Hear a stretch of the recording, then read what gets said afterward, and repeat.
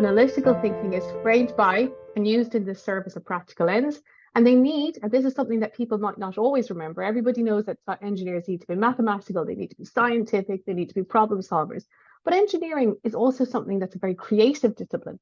Because if you're solving problems and looking for problems that are looking for solutions to problems that people don't even know exist yet, by definition, you have to be someone who's quite creative, who's quite imaginative. And engineers are often involved with design as well. So again, there's great opportunities for engineers to demonstrate and develop their creativity alongside those analytical and mathematical skills. And often engineers will end up as leaders in organizations. We see some of our graduates and our most prestigious alumni, for example, going on and moving out of engineering sometimes to end up as leaders and managers in all kinds of different organizations. For example, last night we awarded our Distinguished Graduate Award, and that was to the CEO of ESB, who is a graduate of UCD engineering. Julia, next slide, please. So just to summarize a little bit more, the technical understanding is obviously something that's really important for engineers, to have that good understanding of what is science, what are the disciplinary fundamentals, and they will be slightly different in different disciplines, a very strong grasp of mathematics and physics a lot of the time as well, a capacity to be creative and innovative, and a capacity and ability to apply theory in practice. But we also need them to have other types of skills as well. Engineers will not be working on their own. They will generally be working in multidisciplinary teams. They will be working in business and companies. And so they need to be able to work effectively in those companies. They need to be able to work in teams. They need to be able to eventually, we hope, lead those teams. Engineers, generally speaking, or traditionally speaking, engineers were not that famous for their communication skills. But I think that's changing quite a lot at the moment. And we have a lot of engineers who are excellent speakers and excellent at putting forward their presentations and their skills. And that's something we emphasize a lot with our students the whole way through the program. Coming up with a solution for something or being able to design something or create something very technical is not going to have the same impact or have the same effect if you can't actually communicate that to others. So if you were, for example, looking at designing a piece of infrastructure as a civil engineer, if you can't communicate to decision makers that this is something that they should build or that they should invest in, it's never going to happen. And engineers also need to understand, have a business awareness of the implications of the decisions and the investments that they're making. Julia? So an engineer is also someone who has transferable skills, analytical thinking, conceptual thinking, problem solving, good at planning and organizing, time management, IT skills, numeracy, flexibility, research and initiative. So you can see why engineers will often be employed in sectors outside of engineering because they bring with them this very, very diverse and useful set of skills. Julia? And so just to touch on that, as you know, many of our engineers will go into engineering disciplines and they'll work in very high-tech companies and they'll work in engineering consultancies, etc. However, quite a lot of our students end up working in other areas and they're taken up into those areas like finance, like operations and logistics, like management consulting, like IT. And those employers highly value engineering graduates. And that's because of the skills that I've told you that we give them throughout their education as engineers. Those are skills that are applicable in so many areas and so highly valued in these areas. And particularly if you look at finance and management consulting, these students are taken in because they do think differently to the more traditional graduates that would have gone into those sectors. So I'm going to finish there and hand over to Simon to talk to you about the first year experience.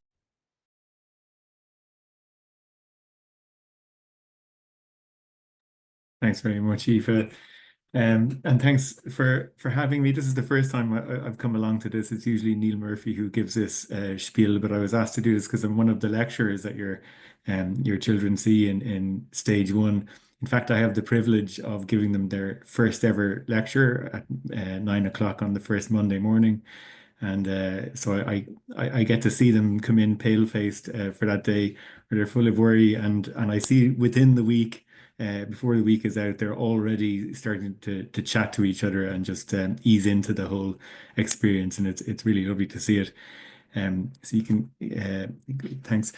So I suppose I'm going to first talk about this general structure, the length of the programs that we have and the different options we have. And the first thing to say, I suppose, is that the reason it's structured to sort of mostly aim towards a 5-year overall program, which involves a Master's of Engineering as well as a BSc, is because this is actually what's required to become a chartered engineer. And it's part of accreditation, right? So our programs are all accredited by Engineers Ireland. And what that means is that the qualification that you achieve when you come out of UCD is internationally recognized in countries worldwide. To actually become a chartered engineer, you need to have a minimum of 4 years postgrad training, as well as engineering experience, right? So you need to be out in the field doing things. So it's a little bit beyond having graduated where you become a chartered engineer. And to do that, the applications are made through Engineers Ireland. Go ahead.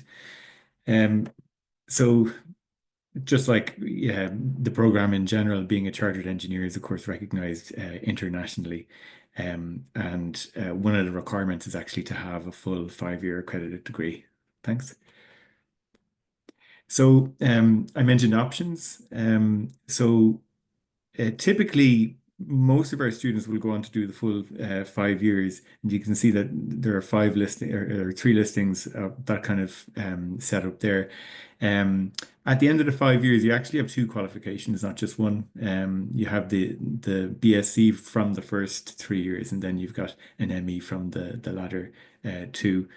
And if you move on to the next slide, um, so the way it works is that um, starting at stage one, as Aoife already mentioned, we really place all the focus and emphasis on core or fundamental science subjects. And one of the reasons why we have this array of subjects, because you might wonder when many of your children will have done some of these subjects already in secondary school, or at least the fundamentals in them. We try to structure this program to allow for the fact that many students will have done chemistry but not physics, or vice versa. And so there are many different choices of science subjects in secondary school. So we try to shore up the thing that they don't have, basically, when they come into first year. And so you might hear reports from your daughter or son about some modules being harder than others, depending on what it is they did in secondary school. But the idea is that hopefully they can have an easier ride on the subjects that they actually already have some background in from the Leaving Cert. So we have these core modules here, as well as these fundamental maths and science subjects, we would have things like an intro to electrical and electronic engineering, which is the one that I teach. We have energy engineering there as well. We have creativity and design, and engineering computing. Um, One reason that creativity and design comes up so soon is because, as Aoife said, it's just so central to engineering as a discipline. It's all about creativity and problem solving. If there were two pillars of engineering, they would be problem solving and design. Right? So at the end of stage one, then they'll be making a choice between the 7 programs that are listed there to spend their second and third years at these.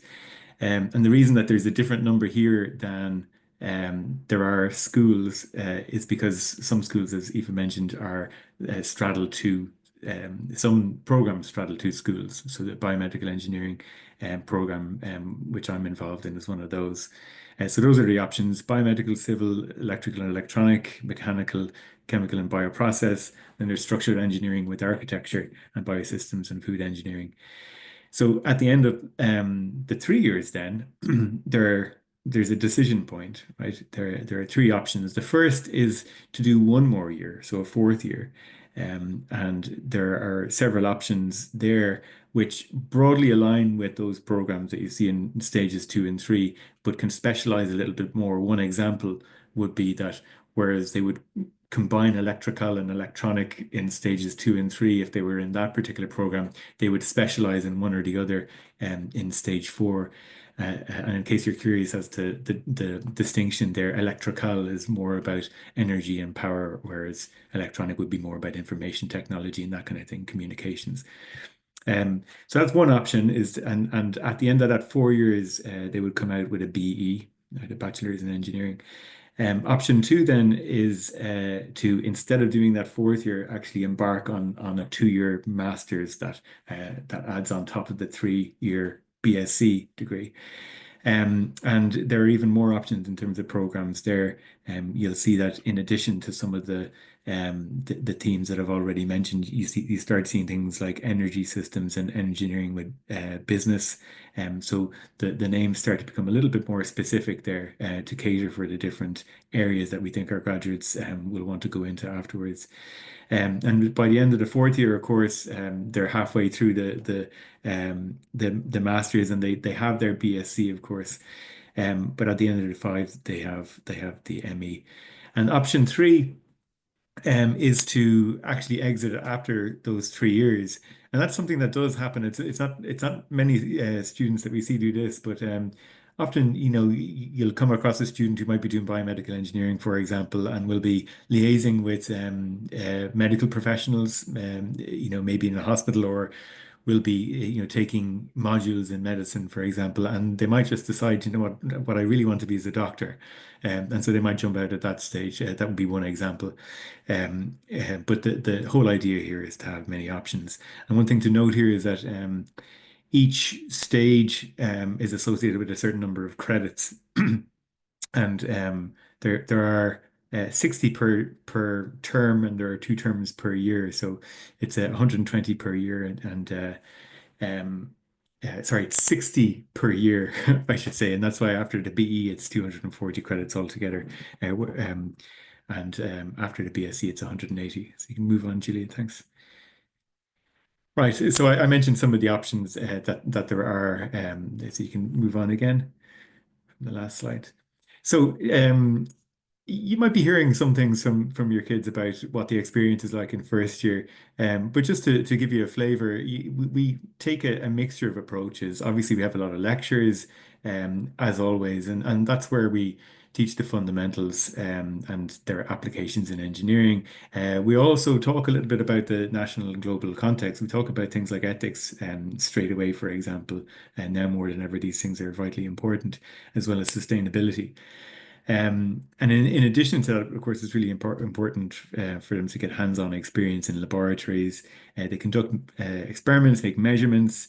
They get to learn about the ins and outs of that whole area, about accuracy and precision and so on, and the importance and indeed ethical responsibility as an engineer to actually get measurements right. And they also develop, of course, their teamwork in the process of those labs, as well as communication skills. And then, in addition, often in many of the modules, there are tutorials. I run tutorials, for example, and it's just because some of the problem-solving techniques that we have just take a lot of practice, and it's much better for the students to actually have somebody just looking over their shoulder, or somebody to bounce ideas off in a tutorial while they're solving those problems. It really benefits their development. And then they'll have design exercises as well, and project work. As soon as first year, they already have this kind of stuff, and that happens all the way through. Next, please, Julia. So this is a typical split. This is just from last year, but just to give you a sense of how the numbers can fall out after stage one in terms of choices of the different disciplines afterwards. So last year, for example, we had a range of numbers of students that can fluctuate a lot, though, and so some of the reasons for these choices can be a mystery, but often it's to do with hearing about different things that are happening in industry at the moment. Sometimes there are big things, big leaps in technology and so on, and they're associated with certain disciplines. So often the students themselves decide these things. But as Aoife said, there are many information sessions that happen during stage one to help them make their choice. Next, please, Julia. So to explain the credits thing, so I mentioned that there's 60 credits per year. So what is a credit? It's a unit of currency to do with, basically an amount of learning. And the way we assign credits here in UCD, of course, adheres to the European credit transfer system. And that's so that it's compatible with the European system, and it affords mobility to our students to be able to go abroad and so on, and for what they've learned here to be recognized abroad if they indeed go into a master's program in another European country, for example. So each of our modules is typically 5 credits. That's the default, and that would correspond to about 100 to 125 hours of student effort. And this is including everything, attending lectures and the tutorials, the practical work, the labs, and also the work on the assignments, the study in between lectures, and then the exams, of course, as well. So if you add all of that up over the course of a 15-week trimester, so that includes the 12 weeks of teaching itself, and then there would be 1 week revision period before they embark on a 2 week exam period. It all falls out to about 40 to 50 hours per week of overall student effort, and this would have been flagged to the students, of course, in their orientation. And it's well recognized, I think, by students and indeed people do associate it with this with college life that it is often intensive. There are many hours that you need to put in to study as well as attend everything. Thanks, Juliet. So all of our modules in UCD engineering would involve a lot of continuous assessment. And part of the reason, of course, is to give practical experience, to give them hands-on experience. But the other part is that it takes some of the pressure off the final end of trimester exam, right?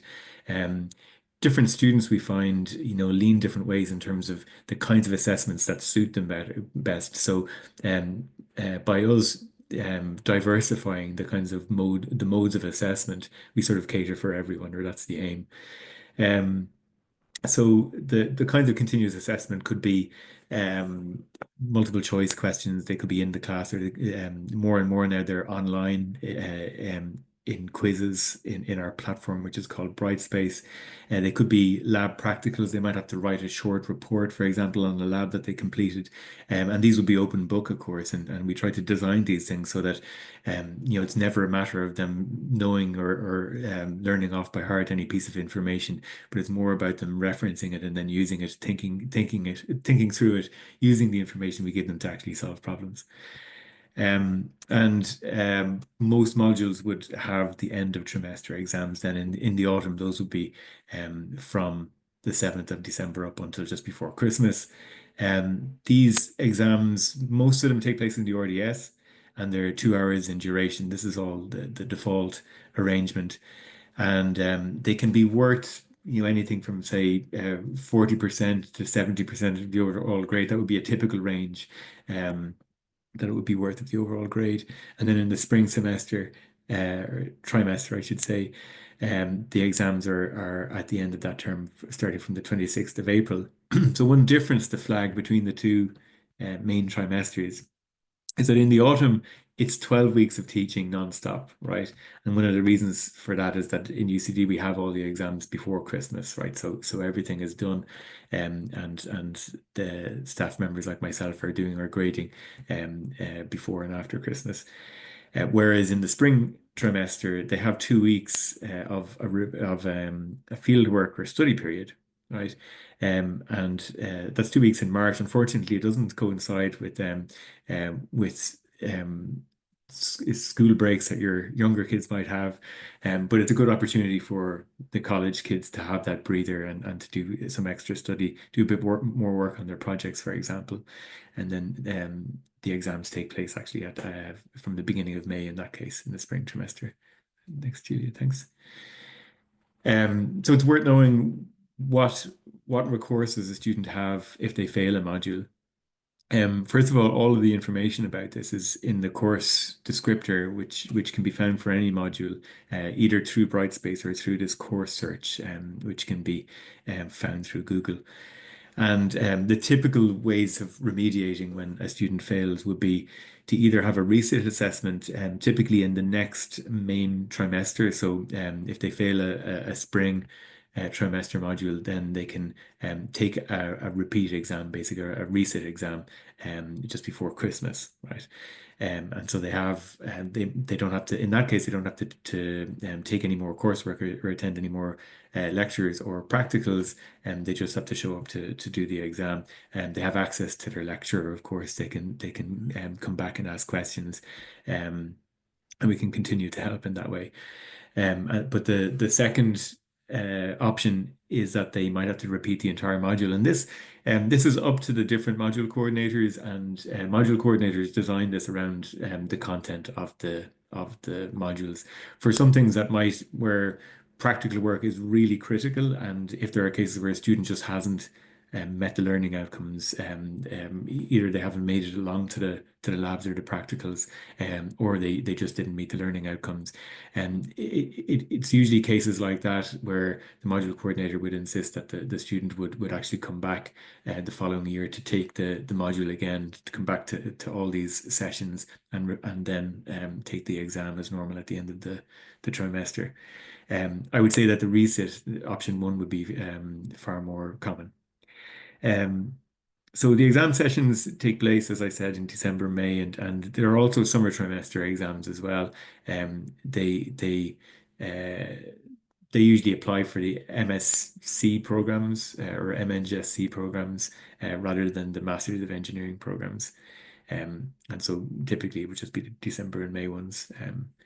So next slide, thanks. So one really nice opportunity that they have and that many students take is to go away for a bit of their stage three. We figured that that's a good time in their development. They've done a couple of years with us in Dublin, and they might like to spread their wings a bit and go elsewhere. And there are many different options in terms of where they can go. An important practical matter is eligibility, of course, to do this.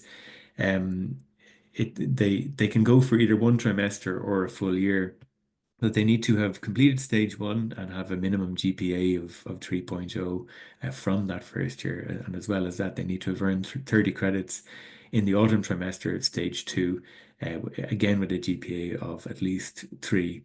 So that's worth keeping an eye on if there are aspirations to go away. And no grade can be less than a C minus in any core module. Right, and the idea there is, of course, that these students are representing us internationally when they go away, and so we're setting a minimum standard there. Next slide, please, Julia. And the arrangement of all of this study abroad scheme is through UCD Global, who have a really active team there who can help students put together their applications and guide them as to how they can apply for this. They have a good website there where there's information. If it's a European exchange, then that would be an Erasmus exchange. And one thing to flag there is that often in a lot of the continental European countries, the lectures would actually take place in the local language there. So it's just something to flag, if your daughter or son is thinking about this, to flag that, they might need the local language. Many programs, of course, might be conducted through English, but it's important to figure that out. Some example recent exchanges have taken place, for example, in Paris, Lyon, and Stuttgart. And then outside of Europe, it would be a non-EU exchange, and the sky is the limit really there in terms of where students can go. But some typical places they go would be in the US, Canada, of course, and China, Singapore, Australia, New Zealand. So they can really end up quite far away from you for a while, and invariably they come back, with a great international experience. It really stands to students to do that. Um, and the different rules about this can be found at that link there. Next slide, please, Julia. So we'll talk a bit more about careers. And I think you've already mentioned the fact that really there are very broad sectors where students can go into. And to give you a flavor of that, I mean, after I graduated with electronic engineering, in those days it was 4 years of electronic engineering. I decided I was really interested in the biomedical area. We didn't have a program back then, but I decided to do a PhD in that. Through the course of that, I had contact or collaborations with psychologists, and I decided to get into experimental psychology. And what I am now is some form of engineer turned cognitive neuroscientist, who studies things like decision making in humans. And some of my friends in the same year went into investment banking over in London, right? So there are two extremes, neither of which are particularly central to engineering. They would be quite peripheral. And then there's everything in between. Of course, the bulk of our students would go into engineering industry, as Aoife said. And the reason for that is really because it's the thought process of the engineer that we really emphasize rather than information or procedures in UCD in our program. And because we emphasize the thought process of problem solving, that's a really valuable commodity in many, many disciplines, right? The fact that our students don't turn away from problems and face up to challenges in general, um, and um, and do well, it just means that they're very valuable across a broad spectrum. So we have many supports in UCD for students who are looking for information about different career trajectories that they might take. The career supports and the career network in UCD are renowned for the work that they do. Anytime we contact them to see if they can organize different workshops or events, they're incredibly accommodating and always really excited to jump to organizing something. Um, one major thing to highlight is that if your daughter or son goes through the ME program, then in stage one of that, so in their fourth year altogether, they will spend either either the full spring trimester and summer, or just the summer, depending on the program, in a work placement. And I'll talk a bit more about that on the next slide, but it's one of the major ways that our students get industry experience and can just get a flavor of what they might want to do after they graduate. But in addition to that, there are four annual recruitment fairs where many, many employers come. And because of the reputation that our program has, of course, the employers are very motivated to speak to our students before they graduate. And many employers come to present on campus. There's a jobs portal now that's operated through UCD Careers. There are many careers workshops, individual meetings with career consultants. So these information sessions can be had one-on-one with people in the careers network. And then, of course, UCD has a range of clubs and societies, and many students will get into volunteering and setting up societies, and many will the students themselves will organize some particular employers that they're really interested in hearing about, what it's like to work there. They'll invite somebody from that company to come and give a talk, a society sponsored talk, and they'll have tea and coffee afterwards and so on. They can make connections with people who might be their potential employers down the line. So there are many supports for that kinds of activity, and we tend to have many students who are go-getters in that way, and it's really lovely to see. This is the next slide, please. So the internships, it's one of, I think, most staff members like myself, it's one of the things that comes up every year where we have to go and make site visits to these places where our students are placed. And it's always this feeling where, initially we think, oh, it's an extra thing to do. But invariably, it's incredibly gratifying because once we get there, we get to talk to their supervisors in the workplace who have worked with the students for a few months. And most of the feedback is absolutely gushing. So we absolutely love to hear that, of course, because it means that the students are doing us proud and doing you proud, of course. So it's I can't remember what the rate is, but it's a very high rate at which the employers that take the students for work placement end up offering them jobs after they graduate. So this is a very, very common thing to happen. And many students, feel great knowing that they at least have that offer in the bag as they go into their final stage of study into their fifth year. Many of them, of course, might think, well, that was a nice experience, but I might try something else or go into a new program in a different type of area. But it just really takes the pressure off knowing that they have that sort of security and they have, they can see the options that they have afterwards. Um, and it's designed, of course, to integrate what they learn in lectures and practicals and so on in the university and to start applying them in the workplace and see how that's done. And they get to see a lot more than they do on the ground in UCD, of course, because they get to look at things like workplace culture, to see, how many structured training programs they have in any given company. And this might be from things like ranging from things that are really specific to the device they might be designing to general things like health and safety and ethics and that sort of thing. So they get to see a lot of different things that happen out in the real world in industry. We do assess performance of the students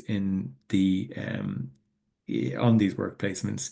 And we specifically designed these assessments to be not onerous because our philosophy is that they should be focused on getting the very most out of the actual internship experience. So we asked them to write a report and to put together a little presentation to basically mostly reflect on their experiences. But it's not an arduous process at all. We'd rather not detract from the experience. So it can, as I said, it can be either the spring and summer or just the summer. Next slide, please, Julia. So we have many students, as I said, go into companies either in Ireland or overseas. Many in Ireland because I suppose a lot of engineering companies in a lot of sectors have bases in Ireland. Many companies, of course, are based in Ireland. Many bigger international companies have big footprints in Ireland as well, both on the east and the west coast. So there are many options here in our own country. Starting salaries, of course, tend to be quite competitive. I think it's usually not too long before our students outstrip us in terms of our salaries. Um, and of course, you have many students, of course, getting into more graduate studies as well. Like many of their lecturers would have done. They can pursue PhD research in UCD or, of course, anywhere internationally. And they're quite well placed to get into graduate programs in other countries, having come from our program. Next slide, please, Julie. Thanks. Many of the key priorities, I think, Aoife already mentioned. Some of the big line items right now would be energy, healthcare, the environment, of course, would be a huge priority. In terms of the industrial sector, there's a lot happening in Ireland in terms of bioengineering, in particular biochemicals, pharmaceuticals, and food and electronics, software, communications. So really across the board, our programs basically cover all of this. Agri-food and civil engineering sectors are growing at the moment. And of course, there's a large export-led healthcare and technology sector as well. This would be a big area of growth. So there are many options. The next slide, please. And then here is a flavor of some of the companies. I mean, these would be companies that a lot of students have ended up in after graduating, but it's only really a small set of them. So you can see a broad range here, basically it reflects the diversity of engineering disciplines that we have. But of course, you might be thinking as well that with all these options, there's going to be more agonizing involved, and that does tend to happen. I find that the final year project students that I supervise closely, for example, in their fifth year, they often have a lot of questions, and they can come to us to talk to us about those things, and yeah, get further insight. Of course, the work placement is really useful for them to get that kind of insight. Next slide, please, Julia. So thanks very much for listening, and I hope you've been asking questions in the chat and so on. Over to Julia now. Thank you. Thanks, Simon. As Simon said and Aoife said, my name is Julia Marr. I'm student advisor for the College of Engineering and Architecture, and I'm going to introduce you to a little bit about what I do in the college, and a little bit about the student supports that we have available on campus. So you might be wondering what a student advisor is, and how I work with your student. So there are student advisors across UCD and attached to every full undergrad program in the university. And our role is really to support students with anything that comes between them and their educational experience while they're studying. So our mission statement is to support students in identifying and achieving their academic goals by empowering them to manage the various life challenges that they will encounter. So in really practical terms, what does that mean? And why might a student come to see me during their time at UCD? So students often come in and have a chat if they're having difficulty coping with university life, if they're feeling stressed or anxious, either about something going on in their personal life or with their academic work, if they've had a bereavement, if there's any practical concerns that come up in the university, whether they're not sure where to start and where to go, they might come and have a chat with me first, and I might help them figure out which resource or which support they need to speak to on campus. It might be if a family issue comes up. They might look for support with financial worries. If they have any issue understanding UCD policies or procedures, or they're, again, not really sure where to start or where to go, they might come and have a chat with me. And I also support students who go through official processes in UCD, like the disciplinary process. If they need a referral to another service, they might again come and have a chat to me. So I sometimes refer students who need to go and see a counsellor on campus or want to go see a counsellor on campus and are looking for an urgent appointment. And I think something really important to be aware about the support that I offer is that it's confidential support. So if students come and talk to me, it's between myself and the student. That information does not go further. So similar to a counsellor, there are parameters. I can't keep the information confidential if it's around a safety issue, and I'm really clear with students about that. They're here to talk to me, but my role is also to keep them safe. So like a counsellor or a doctor, if something comes up that involves safety, I have to escalate that. So just to be aware. On the flip side of that, sometimes I do get phone calls from parents who are concerned about their student. And of course, that's very normal, that's to be expected. But please be aware that I can't share any information about any of our students. You know, including whether or not they're a registered student at UCD. I can't include anything or share anything without their permission because of GDPR. So please be aware of that. The only thing I can do is give you general information around the supports that we have on campus if you get in contact. So just please note that's the case. What I talk to students about is between myself and the student. Okay. So common transition issues that students might face, particularly in stage 1. Where do they belong? UCD is a very large university, and it might take a little bit of time. As Simon said, at the start of the first week, they might be getting used to being in a new university. They may never have been in a space that large, a teaching space that large. They might be finding their way around campus, getting used to what the university experience is all about. So they might come in and have a chat about that. And sometimes it's around making new friends and getting to know fellow students. They might face challenges around, developing new learning techniques or getting used to being in a lab, or getting used to being more of an independent learner when they come into university. So often a line that I hear is university is different to what I expected, and that's very normal. I think a big part of stage 1 is just as much about figuring out what it is to be a university student on a practical level as it is learning the material that they're examined on at the end of the year. So that's part of the experience.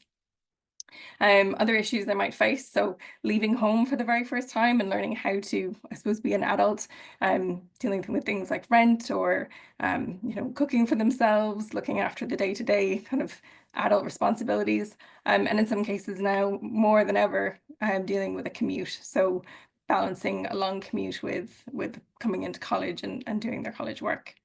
In terms of their personal life, it might be things like, again, independent living and getting used to living with roommates for the first time, making new friends and keeping old, and coping with new challenges or new experiences, and also financial. So managing their own finances sometimes for the first time, and putting together a budget and getting used to that. Okay, so if any of these issues might come up, there are resources and supports here on campus that your student will want to be aware of and that you might want to be aware of as well. I do talk to students during orientation about these supports, and those slides are available on the website, but I find sometimes there's a lot of information that comes in that first few days on campus, and they might only come back to it when there's something that comes up that they might need to access that support. So please, if your student is looking for any information, let them know there's plenty of information about these supports on the website. Send them my direction, or you might give them a gentle nudge to get in touch with any of these resources themselves. So there is a health centre on campus, UCD Health, and they have GPs and nurses that are available to students. It might be a little bit different to a family GP. So again, if a student is close to home, they might still prefer to see their own GP, but there are doctors available on campus who are very familiar to the challenges, sometimes health concerns that students face. There is a cost associated with seeing a doctor or a nurse on campus, but it can be a little bit less than seeing a private GP off campus. We also have student counselling.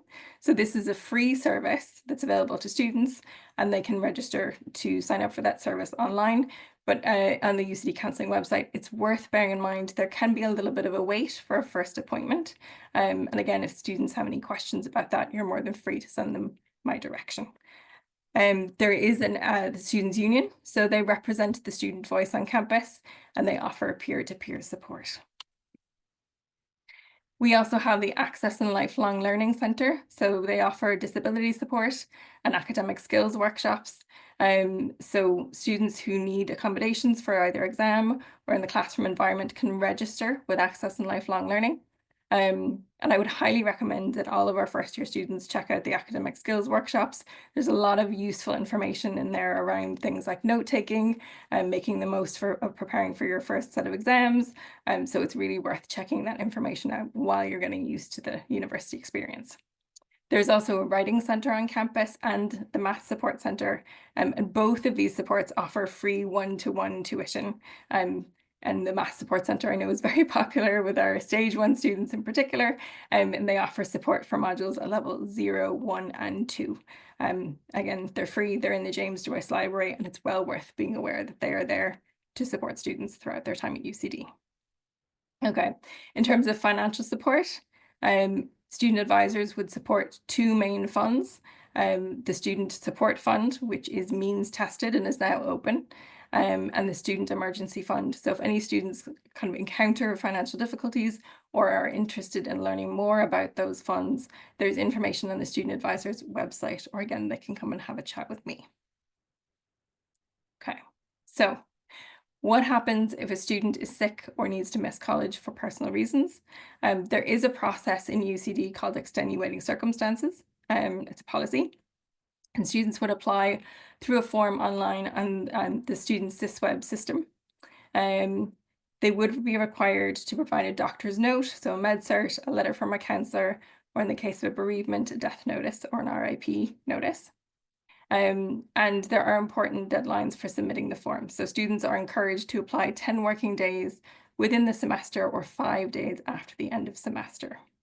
So if a student has any concerns, if they think they might need to miss the deadline, they're aware they've missed a deadline and this is due to serious personal circumstances, and they absolutely can find information on the college office website.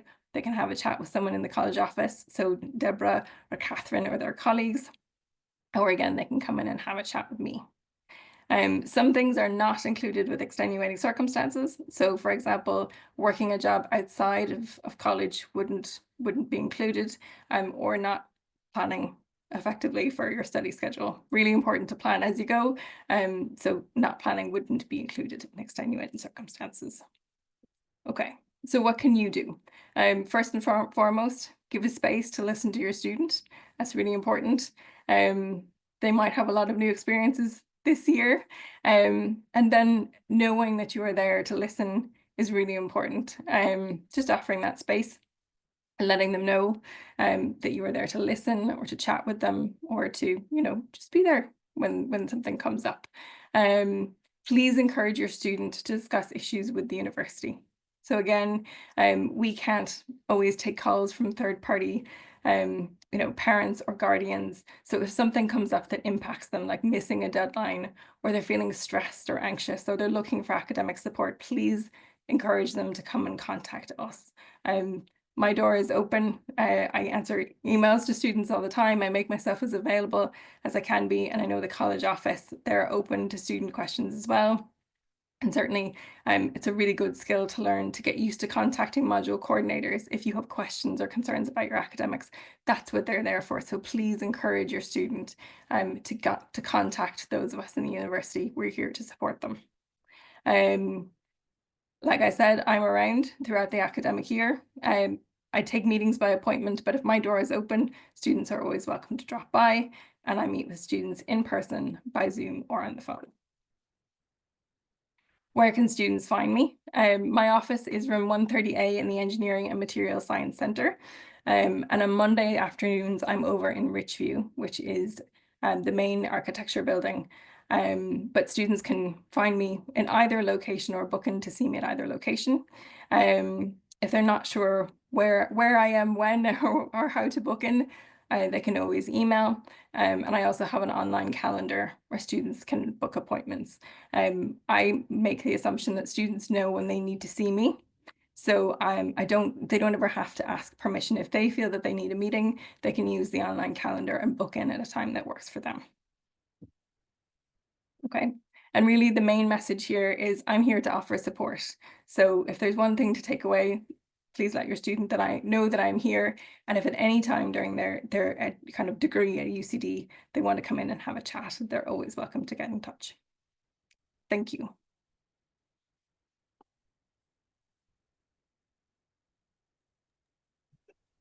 Okay, thank you everybody. And thank you, Julia and Simon, for the presentations.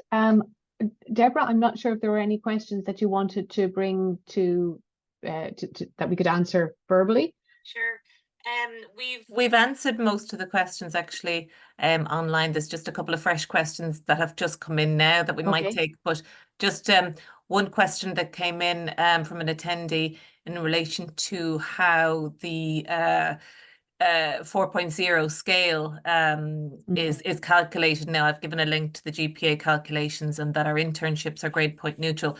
But I don't know if either of you could just explain, many of the question is many of the results our daughter has received are on a 100 scale. Is this directly translated to 4.0 scale, or is it on a curve? For example, it appears that an A is in the 80s, but then what is the equivalent to 4.0 scale, which determines eligibility? Okay, Simon, I'm going to ask, do you want to take it first? That's quite a... Yeah, I think any of us could take this one. So this is an important matter for the student to be aware of. And this has changed in recent years. Now, module coordinators can choose different ways to map marks to grades. So I'll deal with that bit first. I'll come back to GPA. But so, for example, my default scale would be one where so 70 to 85 would be from B minus to B plus, and 85 to 100 would be from A minus to A plus. And that flexibility, and whereas others, and indeed the default, I think, is where 70 to 80, am I right? Is an A minus. Yeah. Isn't that right? Yeah, and 80 to 90 would be an A. So why the difference? It just depends on the discipline and the module content and the style of teaching of the module, right? But one thing that is consistent across all modules across UCD is that A means excellent, B means very good, and so on, right? So those depending on how we structure our continuous assessment and so on, it's up to us how we make sure that that's the case, right? That the same level of effort and achievement means the same grade in the end. And marks are sort of an intermediate currency that we use to sort of quantify things on the way to their final grade. So that's one thing to be aware of, and all the information about that is always in the module descriptor. And if there's any question at all, the student can come and talk to one of us, their module coordinator. And then after that, the grades across the modules, they're grades rather than marks that they get at the end of a module, and those are translated to GPAs according to I think the link that Deborah would have put in there. Yeah, and the other thing just to say is, whichever conversion scale they're on, those scales are made available to the students, so they know what the scale is for a particular module. So they know if they're on the standard conversion scale, which, as Simon said, is a 70 for an A minus, an 80 for an A, or a 90 for an A plus, or they know if they're on a linear conversion scale, etc. So the students are very aware of that for each of the modules. And in my experience, they get used to it very, very quickly in terms of the GPAs. For those of us who didn't go through a GPA system, sometimes it can be a bit confusing trying to translate it into the old first 2 1s and 2 2s. But broadly, I think is it a 3.65 is what would have been an old first class honours. Yeah. Aoife, there's a couple of just fresh ones in there we might take verbally as well. So why does there seem to be far more mechanical engineers opting for stage 2, which is true at the moment? There's a greater trend. It is a bit of a trend. I think sometimes when the momentum goes a particular way, it can be difficult to change the momentum back to other disciplines. It's not what you might think because there's more employment or etc. in that particular discipline, because there isn't. I mean, in Simon's from electrical and electronic engineering, as he said, and in his area, there's a shortage of engineers. In chemical and bioprocess engineering, there's a shortage of engineers. I'm a civil engineer, and there's a massive shortage of engineers in the infrastructure area. I think that, and this is just anecdotally from speaking to different students, sometimes they like to go where their friends are going. So if there's a large group going, it tends to drag some of the others. Some of them have a belief that mechanical engineering is more general. So if they're not sure what they want to do, they'll go into mechanical, and well, that will, you know, be more open. I would probably disagree with them. I think that actually quite a lot of the engineering disciplines are quite general. You know, civil would traditionally have been seen as the most general one, but mechanical seems to have been have inherited that mantle at the moment. So it's difficult to answer that question without, you know, going out and doing lots of focus groups and interviews with students to find out why they are. But you are correct, and it's not just a phenomenon in UCD; it's a phenomenon that we see across engineering schools in Ireland, in particular. This move towards mechanical. So if you have a son or daughter and they're thinking about another discipline, you know, I'd say tell them to go for it, not to just be pulled into where their friends are, because all the disciplines have a massive shortage of engineers at the moment in the Irish economy. Thanks, Aoife. Okay. And the next question from Michelle in relation to Mechanical. her daughter. Yes. In relation to her daughter for mechanical biomedical. I suppose obviously we have the stage 1 talks coming up, which are happening at the moment this week and next week, and there'll be more in the spring. So that will help students to make informed decisions. And obviously, if you want to add to that, Aoife.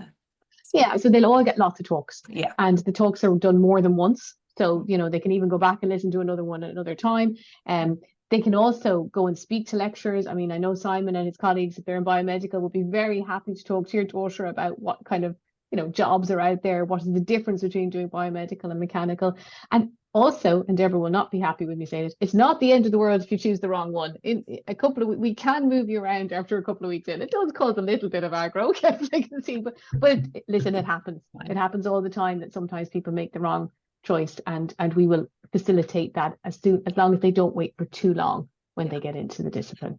And that is a concern, I think, for a lot of students, because we're asking them in April to make their decisions. So they haven't had their summer, you know, their spring exams. So, you know, we over the summer, if there's a crisis of conscience, absolutely we will facilitate as much as possible there. Yeah, we're much happier to have happy students than someone struggling away at something that they don't like. Yeah. Okay. So next question, some of the lecturers' English is quite poor. Well, we have a lot of international lecturers, but all our lecturers have a standard of English that has to be very high. Most of them, or many of them, will have actually done their PhDs in English-speaking universities, and many of them have been with us for a long time. If they may have an accent that your son or daughter doesn't understand, or is struggling with, or has difficulty, most lecturers would be quite happy for students to go and speak to the lecturer and say that they're struggling a little bit. And it's better to be polite and to talk to a lecturer about that.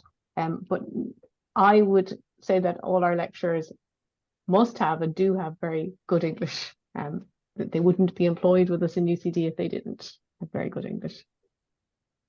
Next question, with multiple choice questions in the continuous assessments, they get 0 if they don't have the correct answer but have followed the correct process. Okay, so it's difficult to comment on particular multiple choice questions. Generally speaking, are yes, no. I don't think we have negative marking in any of our multiple choice questions, do we? But Simon, not that I'm aware of. I mean, yeah. No, I'm not sure we fully outlawed it, but we certainly discouraged it. Discouraged it, yeah. So yes, multiple choice questions probably don't have the same level of nuance as you would have in other types of questions. But as Simon said, we don't use one type of assessment for any module. In all our modules, we try to use a range of types of assessment, because we understand that students will have different strengths, and some students will respond very well to multiple choice questions. Some students prefer, you know, an open book exam. Some students prefer to sit in an exam at the end of the year and just do that, and some prefer continuous assessment. So nothing will suit everybody. So we try to have a broad range of assessments so that each student finds something that they will be able to perform in. So hopefully that will help your son or daughter. It is something that comes up probably a little bit more in stage one than in later stages, and it's to do with the size of the Right. class as well, right? Yeah. When there's one module coordinator who's designing assessments, and then I think things like MCQs or online quizzes come up, and there is that element that's flagged to the students that it can be a little brutal when some parts of the problem solving might have been correct, but the end answer wasn't. Um, but I mean, that's why we also have end of trimester exams where we do get to look at the process and give them marks for the bits that they got correct, even if the final answer isn't correct. But there is an element, I suppose, as well of, it is engineering, and in the end, if you're designing a device that's going to go out into the world, the end answer has to be correct. Not Yeah. just most of the process. Yeah. Okay, we've just a couple more questions, if that's okay. So in the Sure, lab of course. with different staff marking, are the assessment moderated for equitable marking? Simon, you have labs going at the moment, so this is probably a good one for you to answer. Yeah. But let's see if I understand the question. Equitable marking. So I think it's around if there's different demonstrators marking the students' work. Oh, yes. How can Yeah. you be sure that that demonstrator is marking to the same standard as that demonstrator over there? Yeah. So in our labs, I'm talking mostly about my other module because I think in my module, where the lab is coordinated by Emer Doheny, actually, these are online quizzes, so it doesn't apply here. But in general, the best practice would be that when you've got multiple TAs and you've got a lot of things to mark, you would have the same TA do the same question. So you would divide it that way, right? Instead of having multiple TAs do different sets of reports, and that way, it's internally consistent. Where that's not possible, there are basically meetings that are had with the TAs and the module coordinator to try to get on the same page. So a common practice, for example, would be for the module coordinator to tell the 5 TAs to go away and each have their own independent grading of the same reports, right? And then there's a meeting with the module coordinator and the TAs to say, what did you give them there? Why? What did you give them right? And then get on the same page. And so for the module coordinator who has ultimate responsibility to say, well, I would have given it a C plus for these very reasons. On one hand, they did this, but on the other hand, they did that, and that's why it's a C plus. And the TAs go away with a good idea of it. Great, okay. Can you do medicine after biomedical engineering? How many years does it take? I suppose, obviously in engineering, a student can do a 3-year BSc, a 4-year bachelor in biomedical, or a master's. But it's probably a question for the College of Medicine in terms of at what point makes sense to make the crossover and how many additional years. I don't know off the top Well, of my they head. only need to have a level 8 degree to go into Mhm. to the graduate medicine, which I think means The BSc would give BSc them would the give them level that. 8. Yeah. And then that means the graduate medicine, I think it's 4 years for graduate medicine. Yeah. So generally that means that they'd be about the same as someone doing medicine, or 1 year more than someone going in straight into medicine, but they'll end up with a BSc and medical degree as well. Medical degree as well. It, Okay. it happens very rarely. We've had only one or does, two decide yeah. to do that, but yeah. That's right. We've had a few, and we've had a few in the last couple of years, and they do, I would say, for grad entry medicine, they do information sessions. So once your student is in, if it's something they think they want to do after engineering, it's worth going to one of the evening sessions. And I think they run, so you think you want to be a doctor, kind of workshops as well, mainly aimed at transition year students, but I think they previously welcomed current UCD students too. So it's worth kind of exploring those options if they think it's something they might want to do after they finish in engineering. Thank you. Okay, I think the last question here, if someone wants to do petroleum engineering masters, which discipline should they do, mechanical or chemical? I think probably chemical engineering, the most closely aligned to petroleum engineering masters. Simon and I are both neither of these things. But Simon, I don't know, would you agree on that? It's probably more closely aligned to chemical. I definitely wouldn't know any better than you, Aoife. Okay, I think that closes off the Q&As, and Okay. we will, of Well, course, thank be you. sending the presentation out, and we can send a summary of the Q&As as well, if that's helpful. That'd be great, Deborah. And just thank you everyone for coming along. I think we've had quite a large number of attendees, 109, which is fantastic. So wonderful that you could all take the time this evening and stay till the very end. Thank you.